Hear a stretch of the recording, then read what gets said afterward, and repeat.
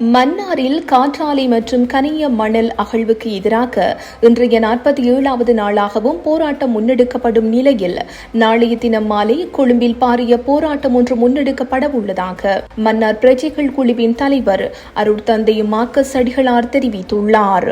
காற்றாலை மின் கோபுரம் அமைத்தல் மற்றும் கனிய மணல் அகழ்வுக்கு எதிராக மன்னாரில் முன்னெடுக்கப்பட்டு வருகின்ற போராட்டம் இன்றுடன் 47வது நாட்களை கடக்கின்றது. மன்னாரில் காற்றாலை மற்றும் கனிய மணல் அகழ்வுக்கு எதிராக முன்னெடுக்கப்பட்டு வருகின்ற போராட்டம் நாளைய தினம் வெள்ளிக்கிழமை கொழும்பில் ஜனாதிபதி செயலகத்துக்கு முன் மாலை 2 மணியளவில் முன்னெடுக்கப்பட உள்ளது. மன்னார் மாவட்டத்திலிருந்து பல நூற்றுக்கணக்கான மக்கள் தமது கிராமங்களில் இருந்து கலந்து கொள்ள உள்ளனர். அதற்கான ஏற்பாடுகள் முன்னெடுக்கப்பட்டுள்ளது. மன்னாரில் புதிதாக அமைக்கப்படவுள்ள 14 காற்றாலை மின் கோபுர வேலை திட்டங்கள் அனைத்தும் உடனடியாக நிறுத்தப்பட வேண்டும். மன்னார் மாவட்டத்தில் கனிய மணல் அகழ்வுக்கு எவ்வித அனுமதியும் வழங்கக்கூடாது.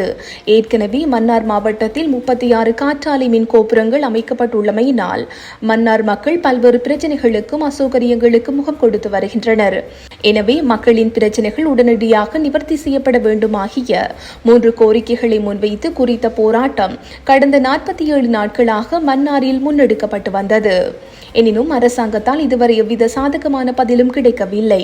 இந்நிலையில் குறித்த கோரிக்கைகளை முன்வைத்து நாளைய தினம் மாலை ஜனாதிபதி செயலகம் முன் போராட்டம் இடம்பெற உள்ளது. குறித்த போராட்டத்தில் தென்பகுதியில் உள்ள சிங்கள சகோதரர்களும் மத தலைவர்களும் இணைந்து போராட்டத்தை முன்னெடுக்க உள்ளனர்.